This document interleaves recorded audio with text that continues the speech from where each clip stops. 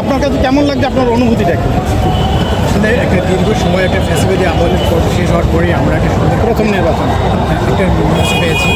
তো আসলে আমার জীবনে আমি এক্সপিরিয়েন্স করি নাই যে কোনো ধরনের election, it's the first time.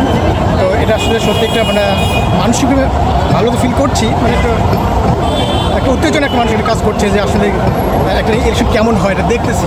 তো আশা করবো যে এরকম ইলেকশন যেন ভবিষ্যতে আমার জাতীয় নির্বাচন সামনে আছে, তো সেই ইলেকশনের জন্য এভাবে নিরপেক্ষ হয়। আচ্ছা, যেই পাস করুক না কেন আপনারা মেনে নেবেন কিনা? ইনশাআল্লাহ অবশ্যই, যে পাস করুক, ইলেকশন যদি সুষ্ঠু হয়, শেষ পর্যন্ত যদি সুষ্ঠু হয়ে থাকে, তাহলে অবশ্যই আমরা মেনে নেব। এত সুন্দর একটা পরিবেশে নির্বাচনটা হচ্ছে, আপনার অনুভূতি যদি একটু বলতেন সংক্ষেপে।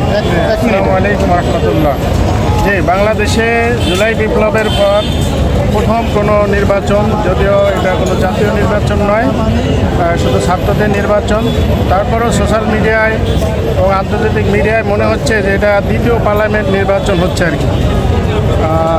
নির্বাচনের পক্ষে যেভাবে সব দলের থাকা দরকার ছিল সেরকম নাই। কিছু কিছু দল তারা জোর করে এখনও নির্বাচনের ফলাফলকে প্রভাবিত করতে চাচ্ছে। এটা গণতন্ত্রের জন্য শুভ লক্ষণ নয়। আচ্ছা, প্রিয় দর্শক, সুন্দর পরিবেশে একটা ভোট হচ্ছে, এটার অনুভূতি কি আপনার কেমন লাগছে? আমার কাছে থাকবে। আচ্ছা, এই অনুভূতিটা আপনাকে আসলে ভাষায় প্রকাশ করতে পারবো না। আমি মহিলা দলের কালীগঞ্জ থানার গাজীপুর ইউনিয়ন, মানে গাজীপুর জেলার কালীগঞ্জ থানার সিনিয়র সভাপতি। আমাদের একটা প্রোগ্রাম ছিল গাজীপুরে ডিস্ট্রিক্টে, মানে মহিলা মানে প্রতিষ্ঠাবার্ষিকী। তো ওখান থেকে আমি প্রোগ্রাম করে সরাসরি এখানে চলে আসছি। মানে আমি যে ঘরে যাব ওইটা আসলে যেতে পারি না, যে ডাকসুর দিকে আজ সারা বাংলাদেশ তাকিয়ে আছে। ডাকসুর নির্বাচনের দিকেই সবার চোখ, সমস্ত বাংলাদেশ এখানে আজকে তাকিয়ে আছে যে ডাকসুর নির্বাচনের উপরে আমাদের পরবর্তী নির্বাচন কি হবে সেটা আমরা জরিপ করতে পারবো যে কি আছে। তো আসলে যেটা বলছেন, এখানে যে উৎসব মুখর পরিবেশ, এখানে এসে এত ভালো লাগছে যে 16 বছর আমাদের মুখের কথা কেড়ে নিয়েছে, আমাদের সমস্ত কিছু, আমরা নির্যাতিত ছিলাম। তো 5ই আগস্টের পরে তো আমাদের আল্লাহ তাআলা থেকে আমাদের যে একটা পরিস্থিতি আসছে, সেই পরিস্থিতিতে আমরা এখন আলহামদুলিল্লাহ দেশ তাকিয়ে আছে। আর আমরা এখন সবাই উৎসব মুখর এবং মুখের ভাষা ফিরে আসছে। তো সেই ক্ষেত্রে দেখলেই বোঝা যায়, আমরা দেখতেছি এখানে আসলে কোনো গণ্ডগোল হচ্ছে না বা সবাই খুব উৎসর। তো আমরা জানি যে আমাদের যে প্যানেল, সেই প্যানেলের জন্য আমরা তো অবশ্যই দোয়া প্রার্থী। আবিদের প্যানেল আসবে সেটাই আমরা আশাবাদ করি। ওর প্যানেলের হয়ে আমরা আসছি এবং আমাদের বিএনপি জয়যুক্ত হবে ইনশাল্লাহ আশা করি। এবং সারা বাংলাদেশ একটা সুন্দর একটা দেশ গড়ার মানে সুযোগ পাবে এবং অঙ্গীকারবদ্ধ আমরা যে আমরা সুন্দর একটা সোনার বাংলাদেশ গড়ে তুলব। সবাই তাকিয়েছে এবং গত দিনগুলিতে সবাই দেখেছে, এখন যেই ক্ষমতায় আসুক তাকে কিন্তু বুঝে শুনে আমাদের চলতে হবে যে আমরা কি করতে পারি। জনগণের হাতে সব কিছু, আসলে নেতা কিছু না, জনগণই সব কিছু করতে পারে। জনগণের হাতে সব কিছু, আমরা রাষ্ট্রকে একজন বসায় দিতে পারি, তাকে নামায়ও দিতে পারি। তো সেই ক্ষেত্রে আমরা যখন মানে সামনে যে ঢাকা ইউনিভার্সিটিতে ডাকসু নির্বাচন হচ্ছে, আমরা শাহবাগ এলাকায় আছি। এখানে পুলিশ অ্যালার্ট আছে, সাংবাদিকদের অ্যালার্ট আছে সব দিকে। দেখুন আনন্দমুখর পরিবেশে নির্বাচন হচ্ছে। ভিতরে কী হচ্ছে আমরা জানি না।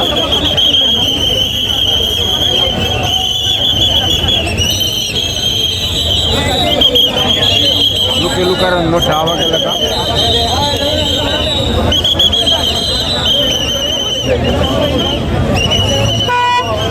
আপনার সাথে আপনাকে তো আমি অনেক ভালো, আপনাকে তো আমি অনেক দেখেছি। এই ডাকসু নির্বাচনের ব্যাপারে আপনি কি মনে করেন, আপনার মন্তব্য কি? আমরা প্রত্যাশা করি ফ্যাসিস্ট পরবর্তী বাংলাদেশে যে মব সিচুয়েশন তৈরি হয়েছে, জি, অনেকে আশাহত হয়েছে বাংলাদেশে আর কখনো সুন্দর সুষ্ঠু নির্বাচন হবে কিনা। হ্যাঁ, পরিশেষে আমরা দেখেছি বাংলাদেশের সবচেয়ে বড় যে বিশ্ববিদ্যালয়, যেখানে মেধাবীদের তীর্থস্থান, যেখান থেকে বাংলাদেশের রাজনীতি তৈরি হওয়ার শ্রুতিকাগার, সেই ঢাকা বিশ্ববিদ্যালয়ের ডাকসু ইলেকশন যেভাবে হচ্ছে, যে পন্থা হচ্ছে, আমরা আশার বাণী শুনেছি এবং আমরা স্বপ্ন দেখি এই ইলেকশনের মধ্যে দিয়ে গণতন্ত্র আবার বাংলাদেশে ফিরে এসেছে। ন্যায় এবং ন্যায্যতার ভিত্তিতে সঠিক পন্থায় আইন শৃঙ্খলা বাহিনী থেকে যারা নির্বাচনের সাথে জড়িত রয়েছেন প্রত্যেকে যথাযথভাবে তাদের দায়িত্ব পালন করে যাচ্ছে। এখানে প্রত্যেকটি ভোটার ন্যায্যতার ভিত্তিতে গণতান্ত্রিক পন্থায় তাদের ভোট প্রয়োগ করছে। কোনো জাল ভোট যাতে না হয় তার জন্য সর্বোচ্চ চেষ্টা করে যাচ্ছেন প্রশাসন। এর ভিতর দিয়ে গণতান্ত্রিকভাবে ঢাকা বিশ্ববিদ্যালয় একজন বিপি, জিএস, এজিএস এবং অন্যান্য নেতৃবৃন্দ পাবে, যারা আগামী দিন বাংলাদেশের গণতন্ত্রকে কিভাবে পরিচালিত করা যায় সেই বিষয়ে দিক নির্দেশনা দেওয়ার জন্য সুযোগ থাকবে।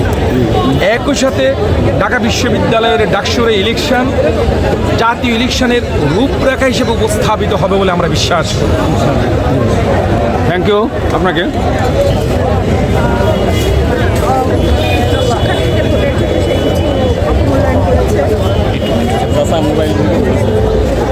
তো এই আপনি আসা পর্যন্ত এখনো পর্যন্ত কি মানে কি মনে হচ্ছে আসলে ভোট কেমন চলছে বা এই পরিবেশ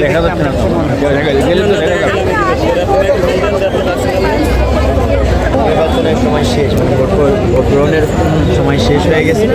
আমরা যতটুকু জানতে পারছি যে বিনিয়ামিন মোল্লা ভাই যিনি বিবি ক্যান্ডিডেট, ওনাকে আসলে মিডিয়ায় হাইপটা খুবই কম দেখানো হচ্ছে, কিন্তু আমরা যতটুকু ইন্টারনালি জানতে পারছি এবং সাধারণ শিক্ষার্থীদের কাছে জানতে পারছি যে বিনিয়ামিন মোল্লা ভাই প্রচুর পরিমাণ ভোট পাচ্ছে এবং সাধারণ শিক্ষার্থীরা যারা ভোট দিয়ে আসছেন তারাই অনেকেই আমাদের কে বলছেন, এবং বিশেষ করে জগন্নাথ হল এবং হচ্ছে আপনার রুকিয়া হলের যেসব শিক্ষার্থীরা আছেন তাদের সাথে অনেকজনের সাথে কথা হইলো। তারা বলছেন যে আমরা শুধু এককভাবে না, আমরা দলবদ্ধভাবে হয়ে বিনিয়ামিন মোল্লাকে গিয়ে ভোট দিয়ে আসতেছি। তো এখনও অবধি রেজাল্ট আসে নাই, দেখা যাক কী অবস্থায়। তবে সবার জন্য আপনাদের জানা মতে ভোটে কি কোনো অনিয়ম হয়েছে সকালতে, বা আপনাদের প্যানেলকে কোনো ঢুকতে দেওয়া হয়নি এরকম কোনো? এটা হয়েছে, আপনারা দেখবেন যে কিছুটা কয়েকটা মিডিয়ায় কিন্তু বিনিয়ামিন মোল্লা বলছেন যে যেখানে বাংলাদেশের শক্তিশালী ছাত্র সংগঠনগুলো রয়েছে সেই ছাত্র সংগঠনগুলোর ভিতরে তাদেরকে ভিতরে ঢুকতে দেওয়া হচ্ছে, কিন্তু বিনিয়ামিন মোল্লাকে কিন্তু ভিতরে ঢুকতে দেওয়া হচ্ছে না। এই যে এক দেশ দুই নিয়ম, এই যে দুই নিয়মের কারণে আসলে একটু সমস্যা এবং অভিযোগ অনিয়ম এগুলো তো হয়েছে। আর তাছাড়া ভোট কারচুপির একটা ব্যাপার কিন্তু বারবার আসতেছে, আপনারা দেখতে পাচ্ছেন ইতিমধ্যেই যে ব্যালটের সিল মারা হয়েছে। এই সংস্কৃতি আমরা দেখতাম আওয়ামী লীগের আমলে। এই মুহূর্তে আসলে এই ধরনের সংস্কৃতি দেওয়া মানে আমরা মনে করি যে তারা আওয়ামী লীগের এজেন্ডা বাস্তবায়ন করতে যাচ্ছে। আমরা চাই যে সুষ্ঠু সুন্দর সব ভোটাররা কি ঠিকভাবে ভোট দিতে পারছে? এখনো অবধি আমরা দুপুর 1:30 অবধি শুনেছিলাম যে প্রায় অ্যারাউন্ডিং 30 থেকে 35% ভোট কাস্ট হয়েছে। আর তারপরে প্রায় 4টা বাজে, এখন অলরেডি ভোটের টাইম শেষ। জানি না আসলে সর্বশেষ কতটুকু কাস্ট হয়েছে। আশা তো করি ভোটারদের কি কোনো বাধা সৃষ্টি করেছে সকাল থেকে ভোটারদের? আর বাধার ক্ষেত্রে কোনো ধরনের বাধা সৃষ্টি করা হয় না, ঠিক আছে, এটা নিয়ে কোনো মানে সমস্যা নেই। আচ্ছা, অনেক অসংখ্য ধন্যবাদ। বলেন তো দেখি আমাদের এই ডাকসু নির্বাচন সম্বন্ধে কিছু বলেন, শুনি কিছু বক্তব্য। আপনি সাধারণ পাবলিক, বলেন হ্যাঁ। ওকে দর্শক মণ্ডলী, ডাকসু নির্বাচনের ভোট তো কাস্টিং প্রায় শেষ অবস্থা। এখন গণনার পরে কী বোঝা যাবে। আমরা শাহবাগে আছি, প্রচুর লোকের সমাগম এখানে, সবাই ভোটের ফলাফলের জন্য অপেক্ষা করছে। শাহবাগে প্রচুর লোকজন আছে ডাকসু নির্বাচনকে উদ্দেশ্য করে, সবাই তার রেজাল্ট শোনার জন্য ব্যাকুল হয়ে আসে। আমরা শাহবাগে আছি, আপনারা অপেক্ষায় থাকুন। পরবর্তীতে আমরা আপনাদের জানাবো, খবরাখবর জানাবো।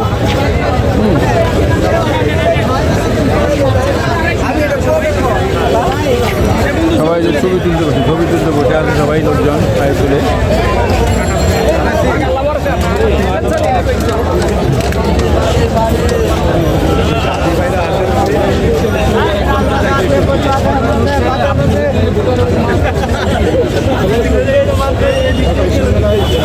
প্রতিষ্ঠা হওয়ার পর প্রায় 100 বছরের ইতিহাসে 7বার নির্বাচন হয়েছে। আমাদের যে ঐতিহ্য ঢাকা ইউনিভার্সিটির যে প্রাক যে ঐতিহ্য এই ঐতিহ্য ভূমিষ্ঠিত হয়েছিল জুলাই আন্দোলনের মাধ্যমে। আমাদের সেই হারানো ঐতিহ্য আমরা ফিরে পেতে যাচ্ছি। এখানে দলমত নির্বিশেষে এই ডাকসু নির্বাচনে যে জিতবে আমরা তাদেরকে সাদরে গ্রহণ করে নেব। আমাদের কোনো বিভেদ নাই। যেমন 5 জুলাই আমরা ঐক্যবদ্ধভাবে মাঠে নেমেছিলাম স্বৈরাচারকে তাড়াতে। এখন ডাকসু নির্বাচনে আমরা যে জিতবে জিতে গেলেও সে জিতে যাবে, যে হারবে সে হেরে গেলেও জিতে যাবে। এই মনস্তকের সামনে রেখে আমরা আগামী বাংলাদেশকে সুস্থ এবং সমৃদ্ধশালী করে গড়ে তোলার জন্য এক ঐক্যবদ্ধ আন্দোলন আমাদের জুলাই চেতনাকে ধারণ করে আমরা সামনে আগামী ইনশাল্লাহ এই আশাবাদ ব্যক্ত করে আমরা ফলাফলের আশায় দাঁড়িয়ে আছি। ফলাফল আমরা যেটাই হোক না কেন আমরা ঐক্যবদ্ধভাবে মেনে নেব। আপনার অনুভূতি কি? আমি ঢাকা মহানগর উত্তরের তারেক পরিষদের যুগ্ম সাধারণ সম্পাদক। ঢাকা বিশ্ববিদ্যালয়ে আজকের নির্বাচন আমরা কীভাবে নির্বাচনটা হচ্ছে দেখতে আসছি। সুন্দরভাবে নির্বাচনটা হচ্ছে এটাই আমাদের কাম্য। আর ঢাকা শহরে আমরা দেখতেছি আগের যে নির্বাচনগুলো হয়েছে সেটা আপনারা সবাই জানেন, মিডিয়ার মাধ্যমে দেশের জনগণ সবাই জানে। আজকে যে নির্বাচনটা হচ্ছে সেটা আমরা দেখতেছি যে ভিন্ন। আমরা যে অন্ধকারে আগে ছিলাম তার থেকে বেরিয়ে আসছি, আলোতে বেরিয়ে আসছি। আর ঢাকা বিশ্ববিদ্যালয়ের যে নির্বাচনটা খুবই গুরুত্বপূর্ণ। এটাই আজকে ধারক হিসাবে বহন করবে আগামী দিনের যে নির্বাচনটা হবে কী ধরনের, এটা একটা নমুনা। এই জন্য আমরা এখানে দেখতে আসছি। আর এইখানে আপনার কাছে আমার জানতে চাই, যেই প্যানেলই পাস করুক না কেন, যেই ভিপি হোক না কেন, আপনারা কি সেটা মেনে নেবেন সবাই? সঠিকভাবে যদি নির্বাচন হয়, আমরা তো বাইরের অংশগুলো দেখছি, ভিতরের অংশগুলো তো দেখছি না।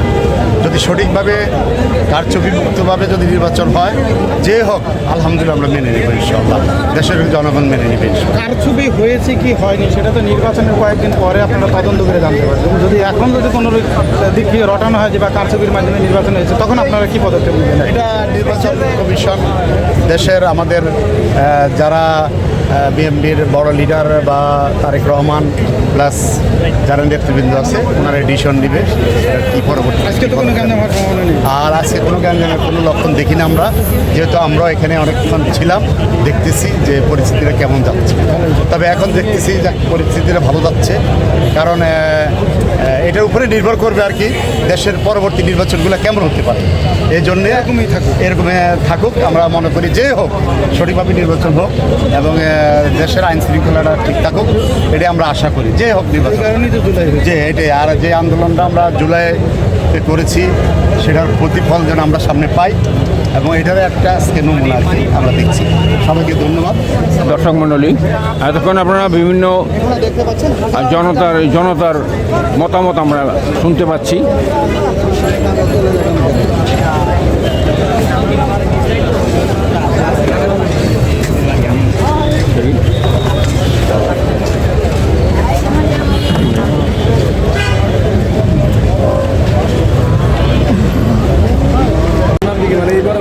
দেখতে পাচ্ছেন নির্বাচনের অবস্থা। আমরা শাহবাগে আছি, এখানে সবাই অপেক্ষা করছে। আইন শৃঙ্খলা বাহিনী এখানে নিয়োজিত আছে শাহবাগে, যাতে কোনো রকম অসুবিধা না হয়। আপনারা দেখতে পাচ্ছেন হাজার জনতার ভিড় এখানে। ধন্যবাদ সবাইকে। নির্বাচন যেহেতু শিক্ষার্থীদের নির্বাচন, এই নির্বাচনে কিন্তু বিভিন্ন জেলা উপজেলা পর্যায়ের বিএনপি নেতারা ঢাকা বিশ্ববিদ্যালয়ের শিক্ষার্থীদের বাড়িতে বাড়িতে গিয়ে ভোট চেয়েছেন, তাদেরকে ফোন দিয়ে ভোট দিতে বলেছেন এবং তাদের বিরুদ্ধে সাংগঠনিক পদক্ষেপ নেওয়া হয়েছে বিএনপির পক্ষ থেকে।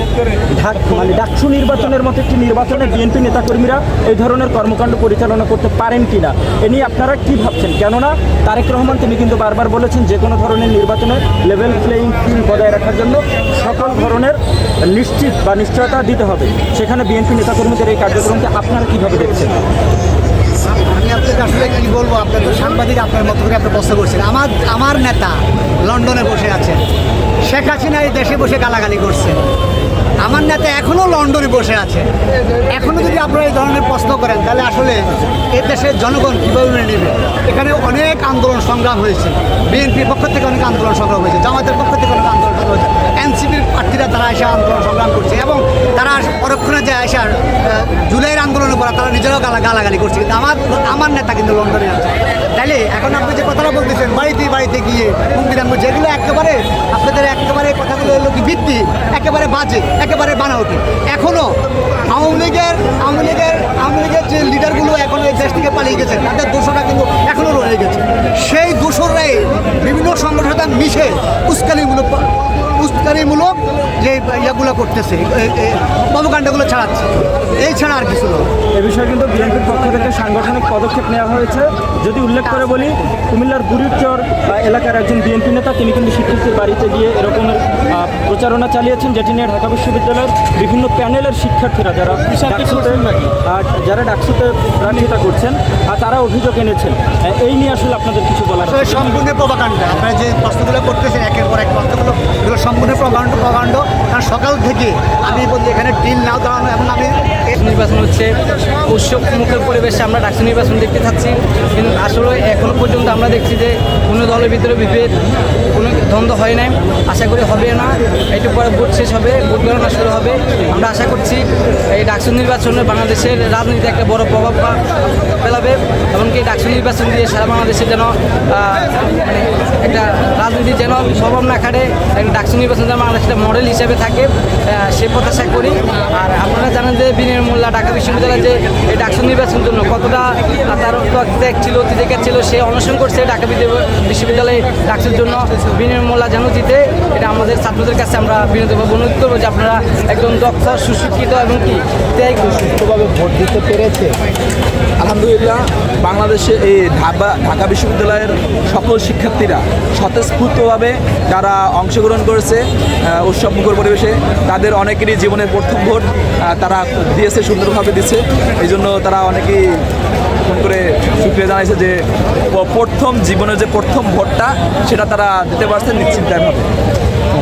অনেক সময় আমরা শুনতে পারছি আপনাদের প্যানেলের প্রার্থীকে প্রবেশ করতে দেওয়া হয়নি হলে, এটা কি সত্যতা? আসলে হল বিষয় না, এখানে হলো যে আপনার বুথে তো প্রার্থীদের প্রবেশ করার কোনো অনুমতি নাই। যারা ঢুকছে তারা শৃঙ্খলা মানে নাই, তাদের যে নিয়ম, ভোটারদের যে নিয়ম শৃঙ্খলা সেটা মানে নাই, তারা এটা ভঙ্গ করছে। এই জন্য তাদেরকে আলটিমেটামে প্রশাসন তাদেরকে আলটিমেটামে আনা উচিত। আপনারা যে দূর আশা করছেন ভোটটা আপনাদের প্যানেলের পক্ষে আসছে, এরকম কিছু? জি আলহামদুলিল্লাহ, বিনিয়ামিন মোল্লা ভাই জয় হয়ে আসবেন, ঢাবি জিতবে, এই আশাই আমরা আছি। আপনার পরিচয়টা? আমি মোহাম্মদ হাসিক মল্লিক, বাংলাদেশ ছাত্র অধিকার পরিষদ, ঢাকা মহানগর দক্ষিণের সাধারণ সম্পাদক। অসংখ্য ধন্যবাদ। দর্শক মণ্ডলী, আপনারা এতক্ষণ জনতার মতামত শুনলেন। আগামীতে নির্বাচন, ডাকসু নির্বাচন তো প্রায় শেষের পর্যায়ে আমরা পরবর্তীতে আপনাদেরকে জানাবো আপডেট। সবাইকে ধন্যবাদ।